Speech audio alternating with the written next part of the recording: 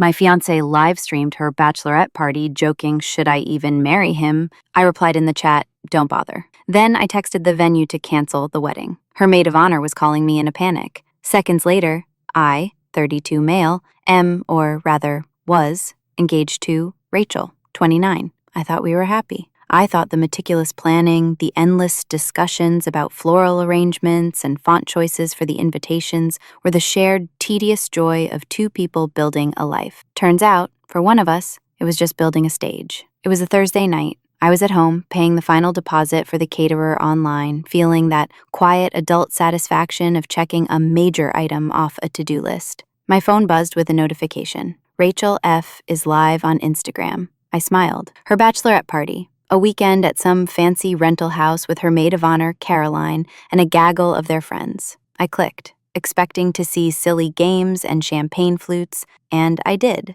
The camera was shaky, clearly held by Carolyn. Rachel was front and center, wearing a future Mrs. Miller sash, her face flushed from alcohol. They were laughing, loudly. Okay, real talk," Carolyn slurred, turning the camera to frame them both. "You're getting locked down. How does it feel?" Rachel took a dramatic swig from a bottle. "Alexander's great. He's so stable." She said the word like it was a terminal diagnosis. Her friends giggled. "He pays the bills on time, his car is always clean, he remembers to take the trash out. But is he fun?" Someone shouted from off-screen. Rachel's eyes, usually so bright and focused on me, looked glassy and distant. She leaned into the camera, a conspiratorial smirk on her face. "He's a great provider. My parents love him. But is it enough? Honestly, guys?" She paused, for a fact bashed, looking around at her cheering friends. "Should I even marry him?"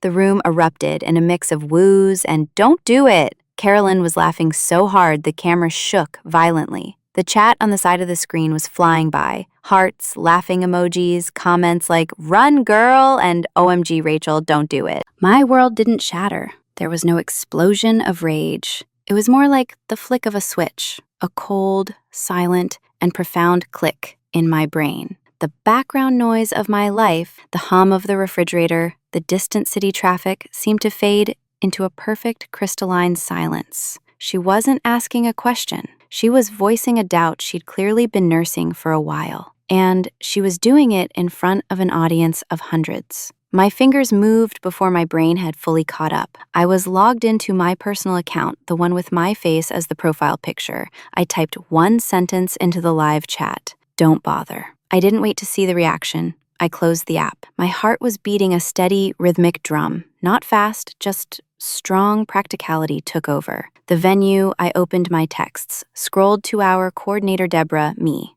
"Hi Deborah, this is Alexander Miller. Please consider this message my formal notification that I'm canceling our wedding scheduled for October 12th. I understand the deposit is non-refundable. Please confirm receipt of this message. Thank you." I hit send. The spreadsheet. We had a massive shared Google sheet. Budgets, guest lists, vendor contacts. I clicked File, Make a Copy, saved it to my private drive. Then I went back to the original, clicked Share, found Rachel's name and selected Remove Access. Click the caterer. I had literally just paid them. I sent a follow-up email, subject, cancellation, event number 24601, hello further, to my payment. "A few moments ago, the event has now been canceled as per our contract. I understand this evening's payment and the initial deposit are non-refundable. No further action is needed. Regards, Alexander Miller." My phone rang. Carolyn. Her face contorted in a fake smile. On the caller ID was the same one I'd just seen on the live stream. I watched it ring until it went to voicemail. A text bubble immediately popped up. "Caroline, Alexander, call me now." Another one, seconds later. "What did you do?" And the one that made it all real, the venue just emailed Rachel a cancellation confirmation. WTF is going on? I put my phone on silent, face down on the counter. I went to the kitchen and poured myself a tall glass of ice water. The house was quiet. She had asked a question, and I had simply given her an answer. The rest, it wasn't revenge, it was just paperwork. Update 1. The next 24 hours were a strange sort of silent storm. My phone was a nuclear reactor of notifications, dozens of missed calls from Rachel, Carolyn, and a few numbers I didn't recognize. Texts ranged from the hysterical, "How could you do this to me?" to the menacingly vague, "You better answer your phone, Alexander." I didn't. I forwarded the email canceling the venue to Rachel's father, who had made the initial payment. The subject line was FYI, and the body was blank. I thought it only fair he'd know where his cash went. Rachel arrived home late Friday afternoon. I heard her key in the lock, the creak of her suitcase wheels on the hardwood floor. I was sitting on the sofa, reading a book, Alexander. I looked up. Her face was pale, her eyes red and puffy. The party sash was gone. "You have 5 minutes to explain yourself," she said, her voice shaking with an anger that seemed entirely out of proportion.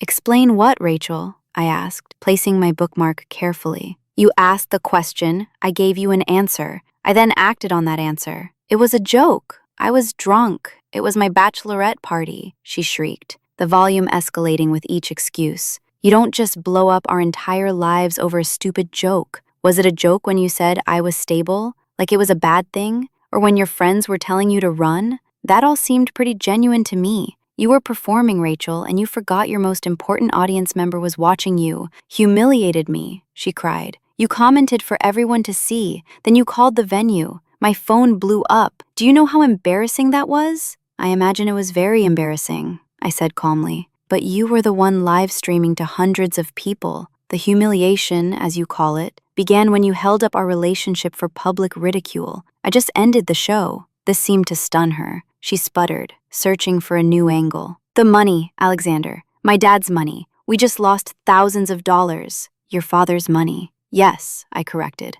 "I paid the final deposits for the caterer and the band myself last night, so I'm out a fair bit too. I've already emailed your father. I'll be sending him a check for my half of the non-refundable venue deposit he covered. It's the least I can do." Her mouth opened and closed like a fish. The idea that I would be financially responsible and decent seemed to completely short-circuit her argument. She was counting on me to be a monster so she could be the victim. She left that night to stay with Carolyn Good. The next phase of the narrative began the following day. Carolyn, a PR disaster in her own right, created a new group chat with our mutual friends titled Supporting Rachel. Her opening salvo was a masterclass in spin. Carolyn: "Hey everyone. As you may have heard, Alexander had a massive, unprovoked outburst and has called off the wedding. Rachel is obviously devastated. He completely overreacted to a silly joke she made at her party and is now refusing to speak to her. We're all just trying to rally around her during this awful time." My phone buzzed as a few friends replied with, "OMG, what happened?" and sending love to Rachel. I didn't reply. Instead, I did a little more housekeeping. Rachel and Carolyn ran a small side hustle designing invitations and social media graphics for people for the past year. They've been using my premium Canva account and my Adobe Creative Cloud license. I logged in, changed passwords, revoked access. Then I remembered the shared Amazon account, the one where my credit card was the primary payment method. Logged out, all other devices, changed the password. Later that evening, I got a call from a number I recognized as Rachel's father, Jack. I answered. "Alexander?" He said, his voice heavy. "It's Jack. What the hell is going on?" I explained it to him calmly. I told him about the live stream, the exact words she used, the cheering friends, and the public nature of it all. I told him I saw a future with his daughter that she was clearly and publicly unsure she wanted. He was quiet for a long time. "She can be dramatic, son," he said, finally. "She gets caught up in the moment. She didn't mean it." "With all due respect, Jack, she's 29. She's not a kid.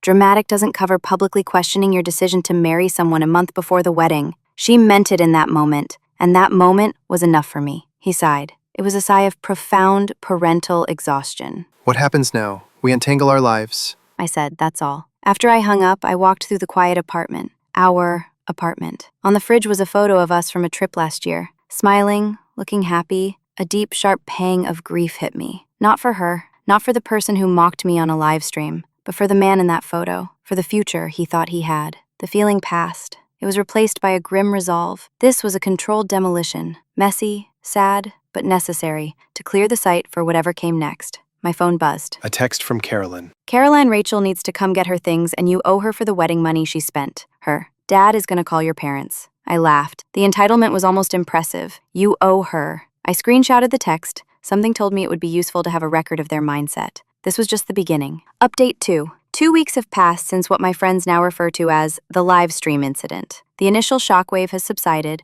replaced by the tedious grinding work of prying 2 lives apart. Rachel is still holed up at Caroline's place. Their Supporting Rachel group chat has apparently become a salt mine of complaints about me, but a couple of friends sent me screenshots. The narrative is that I'm being cold and punitive. Hilarious, considering I'm just living my life while Rachel is the one who blew up the wedding. The first major issue was the apartment. The lease is in both our names. Rent was due on the 1st. I paid my half, her half sat there unpaid, so I sent an email. I find that written communication is best in these situations. It leaves a record. 2. Rachel F., Jack F. Subject, overdue rent for Appsbone, 4B123 Main Street, due 101 Sound. Rachel, this is a reminder that your half of the apartment rent amounting to $1,100 is now 5 days overdue. As per our signed lease agreement, we are both legally responsible for the full amount. Failure to pay will negatively impact both of our credit scores and may result in eviction proceedings. Please remit payment immediately if you wish to be removed from the lease. You will need to sign a release form with the landlord and pay your share of the rent up to that date. Regards, Alexander. I CC'd her father because it was his money she was used to spending. Let him be aware of the liabilities she was racking up. The phone call came within 10 minutes. It was Rachel, and she was furious. "I can't believe you CC'd my dad," she yelled. "Hi, Rachel," I said, putting the call on speaker so I could continue making coffee. "Are you calling to let me know you've paid the rent? I'm not paying rent for a place I'm not living in. You kicked me out." "I didn't kick you out. Rachel, you left. After you torched our engagement, our legal obligation to the landlord, however, did not leave with you. I'm protecting my credit score. You should be concerned about yours. This is so cruel. You're trying to ruin me." "No, I'm trying to pay my bills, something you once described as stable and boring. Turns out it's pretty important. Let me know when you've sent the e-transfer." I hung up. The next day, her brother Dennis showed up at my door. He's 2 years younger than her and shares her sense of theatrical grievance. "Dude," he started. "No, hello. You need to back off. You're going to ruin her credit over a few $100 after everything she's going through." "Everything I put her through, you mean?" I asked, leaning against the door frame. "Let me be clear, Dennis. Your sister publicly disrespected me and our relationship. I ended it. Now there are administrative tasks to complete. This is one of them. She pays what she owes. She signs the papers to get off the lease, and this part of the problem is solved. Just be a gentleman. Man, just let her off. Being a gentleman doesn't mean setting myself on fire to keep others warm," I said, a phrase I'd been repeating to myself a lot lately. "It means handling my responsibilities, which I've done. She needs to handle hers." He left, muttering about how I'd changed. I hadn't. I was just no longer willing to absorb the cost of her irresponsibility. Then came the issue of her belongings, and one of mine. Amidst the chaos, I realized something was missing from my nightstand. My late grandmother's watch. It wasn't flashy, but it was a beautiful vintage timepiece,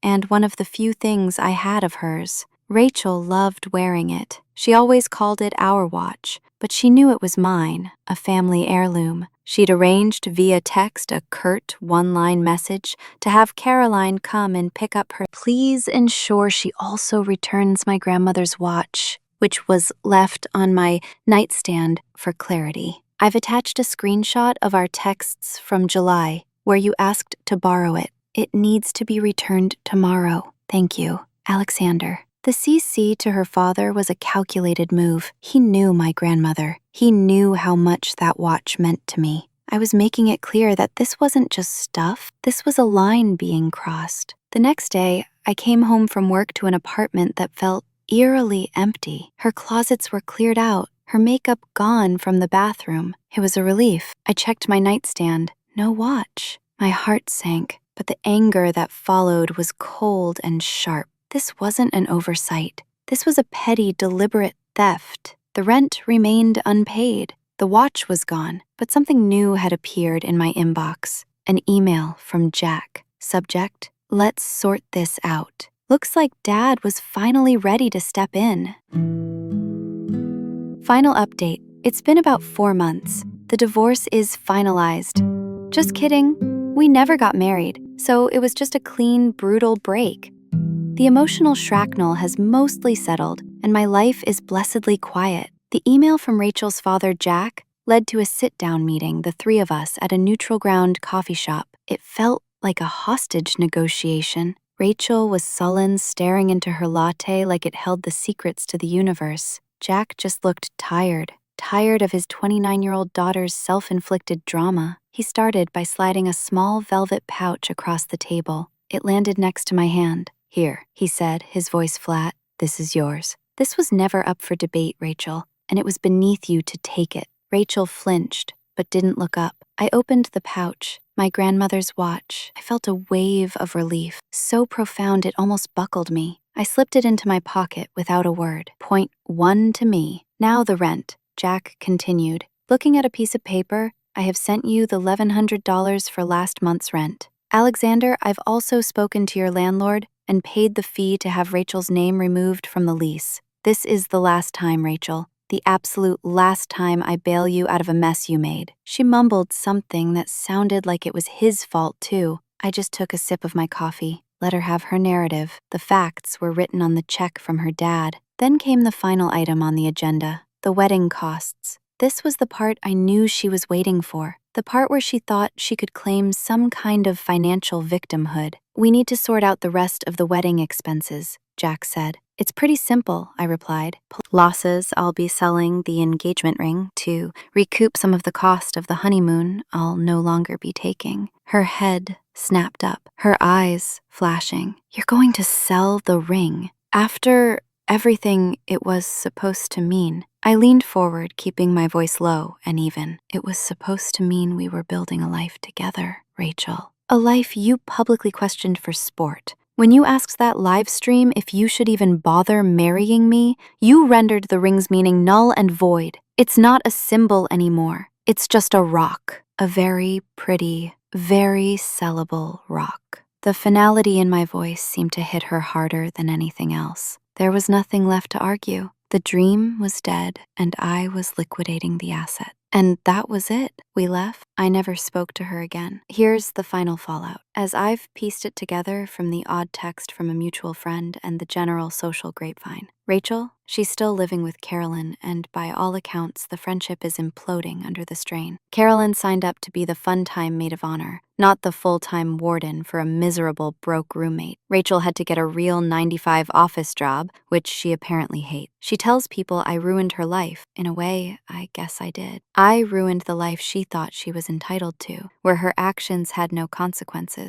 Carolyn, her reputation took a nosedive. The live stream, which was screen recorded by dozens, made the rounds. She's no longer seen as the hilarious life of the party, but as the mean girl instigator who gleefully helped her best friend torpedo her own future. Karma is a funny thing. Me? I sold the ring, got a decent price for it. I lost money, sure, but I gained peace, which is priceless. The apartment feels like mine now. It's clean, quiet, and stable. I'm embracing the boring life Rachel so despised. It's been incredibly peaceful. I blocked her, Carolyn, and her brother on everything. Last week, I booked a flight, a solo trip to Italy. I'm going on that honeymoon by myself. It's not the trip I planned, but it feels right. It feels like a beginning. The best part, the utter lack of remorse from her side. She'll go to her grave believing she was the victim of my overreaction. That certainty is my validation. She wanted a show, and she got one. It just had a surprise ending, where the leading lady gets written out in the first act,